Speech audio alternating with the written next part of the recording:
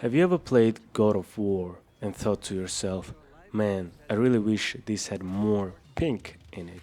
Have you ever looked at Mimir's talking head and thought, what if that was my boyfriend? Then, dear viewer, I might have a game for you.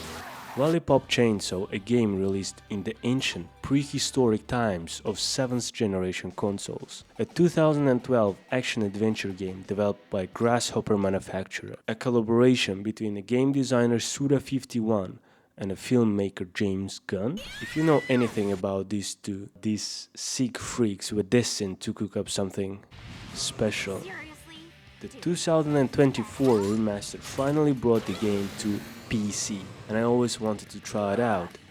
So I bought it on the sale and began my Platinum Pink journey. Recently, we even got news of a sequel and anime adaptation. Somehow, this game is becoming a franchise at the ripe age of 14. The sequel is being developed by Dragami Games, a successor to the original studio, and I'm sure the sequel is in good hands and we'll see a game on par with something like Ninja Gaiden 4. Just look at the track record of this studio and the games it has released. Never mind. You play as Juliet, a cheerleader who just turned 18 conveniently and part of the family of zombie hunters. As the cover suggests, you are joined by your decapitated joke boyfriend Nick, who acts as both comic relief and exposition machine.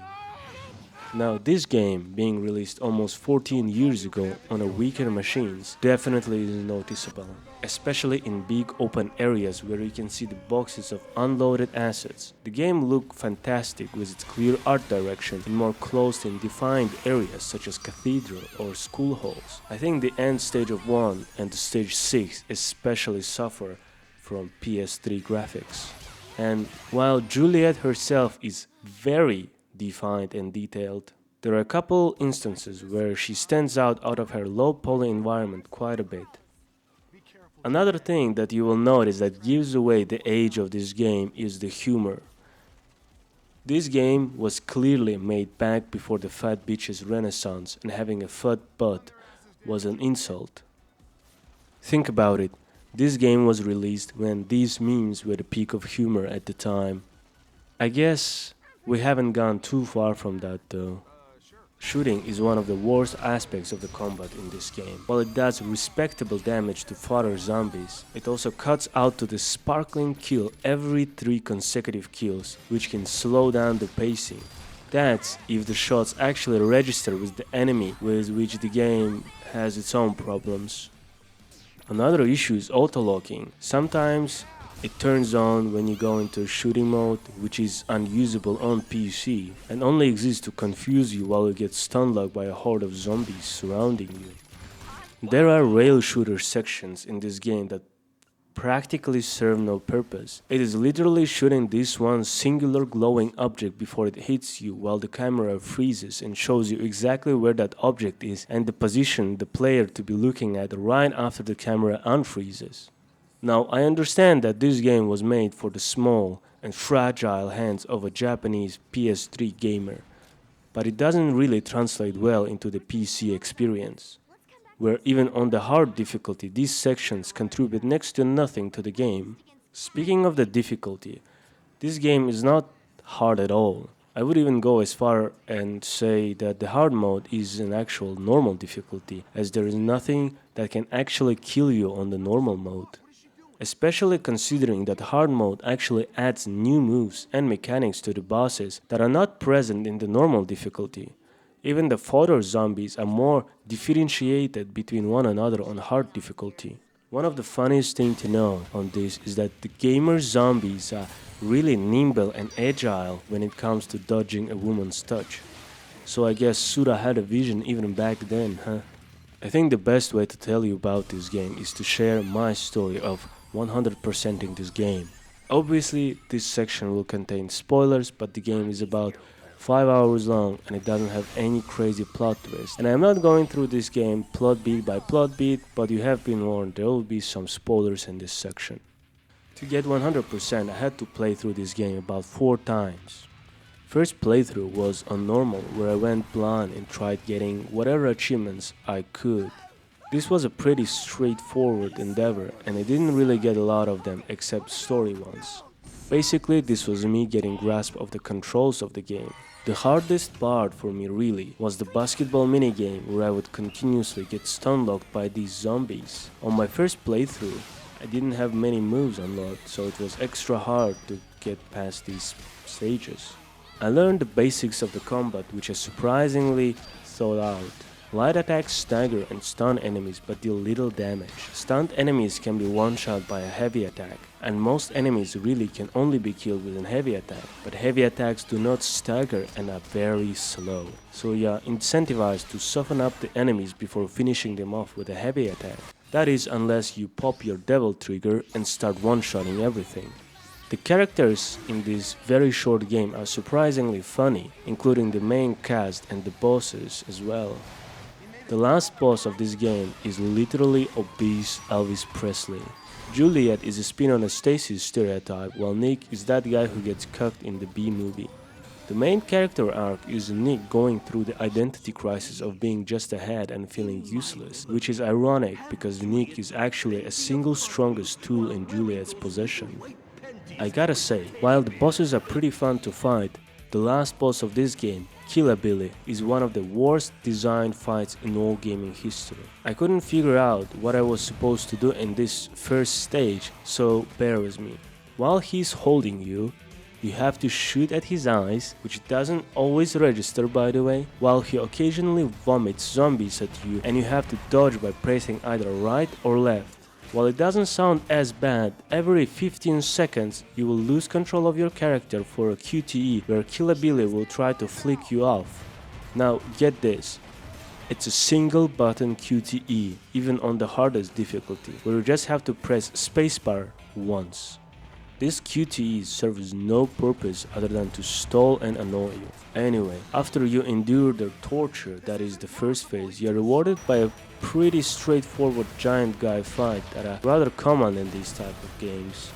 My second playthrough wasn't easy to get all the collectibles and combat achievements. I pretty much spammed my way with low rolling attack, as it was enough to kill literally everything on easy mode. You virtually get no damage at all. The third playthrough was on hard to get all hard-only collectibles and mop up some of the achievements left from my previous runs. Now hard mode is where the game finally started presenting the challenge. I could no longer just spam down spinning move and get through the stages. I had to use more complex and harder combos. Coincidentally, it was when I discovered the best combo in the game that I loved using at any opportunity.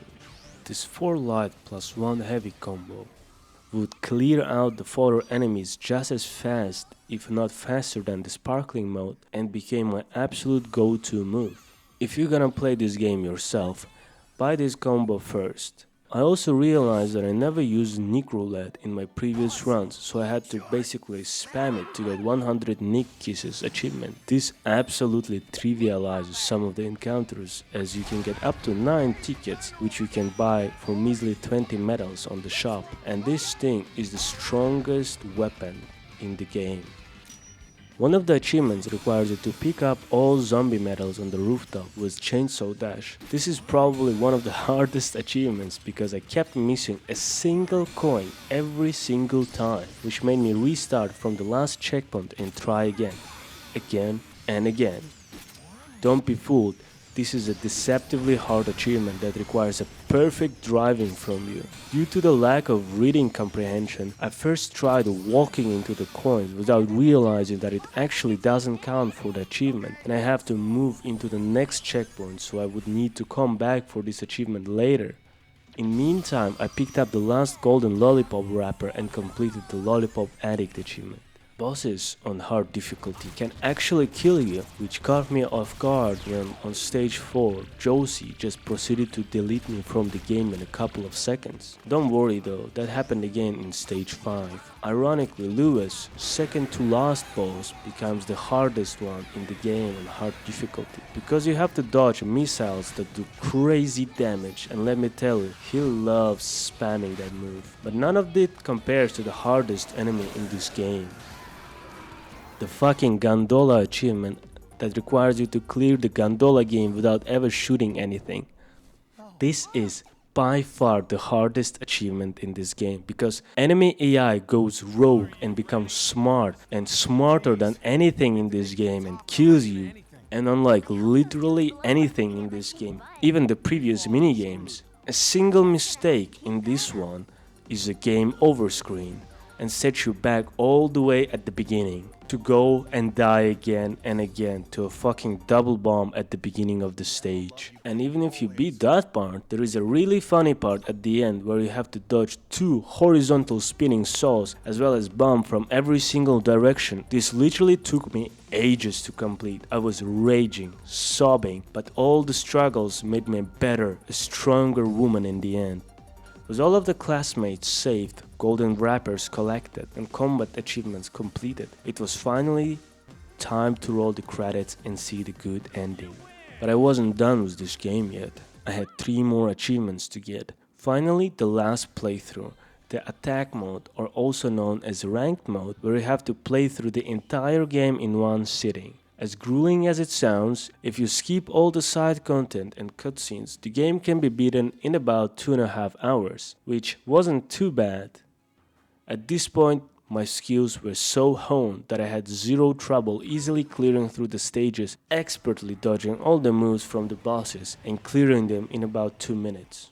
All was going well until I got to the stage 5, where on one of the charge attacks from the boss I got thrown out of bounds and got stuck outside of the arena, unable to get back and practically fight the boss right at the end of stage 5. After investing 2 hours into this run, I really did not want to start this mode over again. I tried desperately to get out with no success. I tried shooting the boss, but the edges of the arena were blocking my shots. I was trapped and surely gonna get eventually stalled out of my resources. But I tried and tried again. I realized that at certain angle I can hit the boss with my ranged attack, which by the way deals almost no damage. So I painstakingly tickled this guy until he would be downed. At some point I also noticed that at certain angle he would be doing a charge attack and then stay right at the edge of the arena where I could sneak a couple of attacks which actually greatly sped up the process. There I was, shaking Nick for bullets and getting some sneaky attacks once in a while, but I still had a problem. To finish him up, I would need to get a proper hit with a chainsaw that would also register as a finisher. I baited him as usual to the edge of the arena where I could get my single hit on him and prayed that it would actually work. And when the time had come, Juliet fucking jumped out of the bounds and split him in half, saving my run and allowing me to progress further. Now I have met my arch nemesis, the elusive Jack, the last zombie for my zombie album.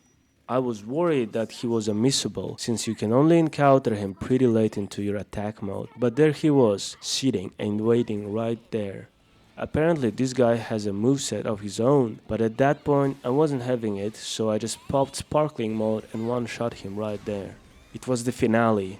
I was fighting Killer Billy for the last time. For the last time I had to endure this terribly designed first phase of the boss. After all of the zombie cutting and dodging painful minigames, I had it. I don't know why, but the game started being very glitchy at this point and would randomly jump scare me. At this time, I legit almost shit my pants as there was by far the loudest this game has ever been.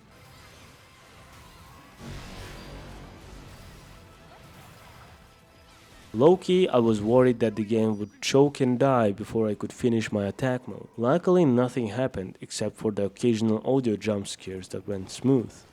Now that I have beaten the game in all of its shapes and forms, the only challenge remained. One last achievement to beat, a true test to my skills as a zombie hunter. Go, Metal Racer, go. It was time for me to come back to stage 2 and finally get this achievement. And why not to do it in a way this whole thing has started? I put on Juliet's default costume and went to business.